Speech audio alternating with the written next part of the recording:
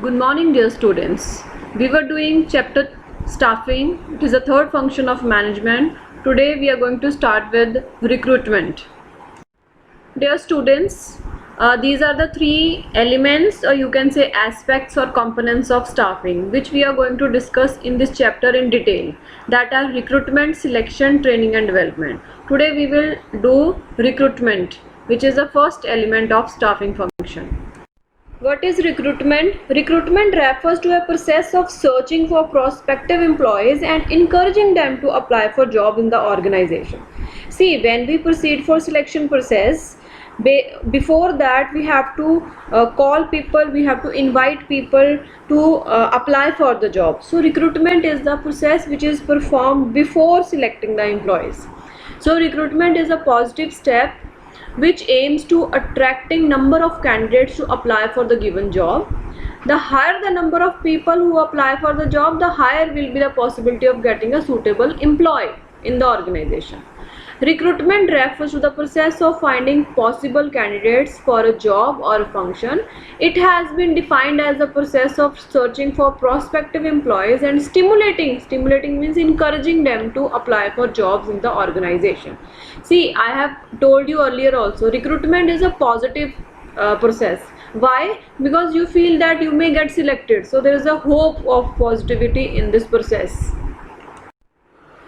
Sources of recruitment. There are two types of sources, that are internal sources and external sources. Internal sources refers to making use of existing staff to fill up vacant jobs. Employees are recruited from among those who are already working in the organization.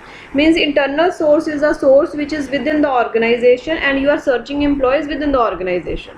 External sources refers to searching for the employees from sources outside the organization. Every enterprise has to use external sources as all the vacancies cannot be filled through internal recruitment.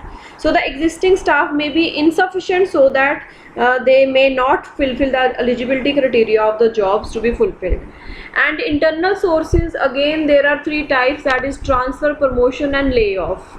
Today we will discuss about internal sources only. External sources we will be doing in the next lesson. These are the three types of internal sources of recruitment. Number one is transfer. Transfer means that you are shifting one person to from one job to another.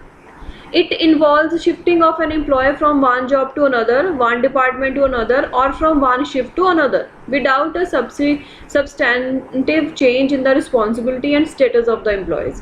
Means there is no change in the status. Means we are not promoting them, we are just shifting and giving them same responsibility.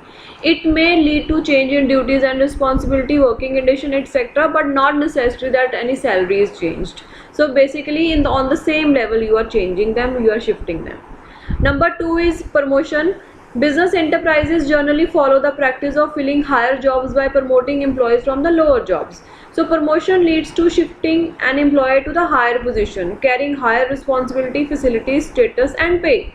Promotion is a vertical shifting of employees. This practice helps to improve the motivation, loyalty and satisfaction level of the employees. Means you are giving higher positions to the existing employees. Then number three is layoff. In many books maybe layoff is not mentioned, but you can always add on. Layoff means that it is stimulating the interest of the employees, those who are working temporary with you. You know, sometimes what happen is some employees come and work for you seasonally or temporary basis whenever it is required. For example, in a hosiery business, maybe in the month of June, July, when the production is very high, you are calling some employees on regular basis for only 2 months in a year. But whenever there is a permanent position, you can always welcome them and to apply for the permanent positions. Means otherwise they are known to you and they are familiar with the environment of the organization, but they are not permanent with you. They just come whenever it is required. They also know that whenever there is a requirement you will call them, and you also know that they will be available whenever you require them.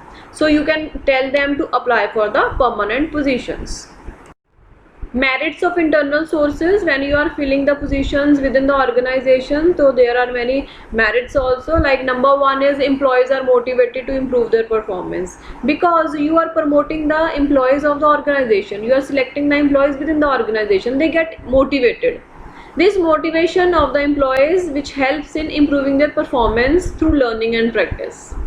Number two is internal recruitment also simplifies the process of selection. You need not to conduct many tests, you need not to take so much of interviews, so it simplifies the process of selection. Number three is transfer is a tool of training the employees. See, when you are shifting one employee from one job to another job, so in this way employees get training also. So they are basically getting training of all elements of the organization. And also people recruited from within the organization do not need any induction training. Induction training means when you tell every rule, all rules and regulations, everything about the organization to the employees, that is called induction training. When you interact with them for the first time and you tell them about the organization. So this is induction training, we will be discussing in training topic when we will be doing. So training helps in transfer helps in training of the employees. When you are transferring to different jobs, they get to know about that jobs also. Another benefit is you can always transfer some employees to the another department. For example, in one department there are surplus employees and other department there is shortage of staff, so you can always transfer, and within the organization you can settle all the things. Number five is filling of job internally is cheaper as compared to getting candidates from the external sources, because you have to spend a lot of money when you are taking interviews, advertisement. So external sources are expensive than the internal sources. There are many limitations also of internal sources. Number one major limitation is that when you are appointing people internally, then there is very less scope of the fresh talent. See, all the employees, those who are working for you, they are used to, and there is no creativity in something innovative is not done. But when someone new comes, then they may bring new ideas in the organization. So when you are filling the vacancy internally, then obviously you are not giving chance to the new blood, new talent. Number two is the employees may become lethargic. They know that after some time the promotions will be there, so they will get promotion automatically. So they become lethargic and they don't perform well.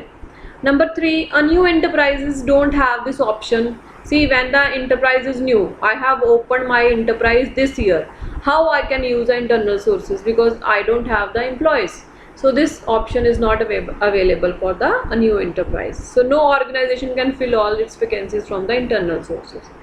Number four, the spirit of competition among the employees may be hampered. So when you are not appointing new people, so there is no competition. So when you want to create competition in the employees, you have to bring new talent in the organization.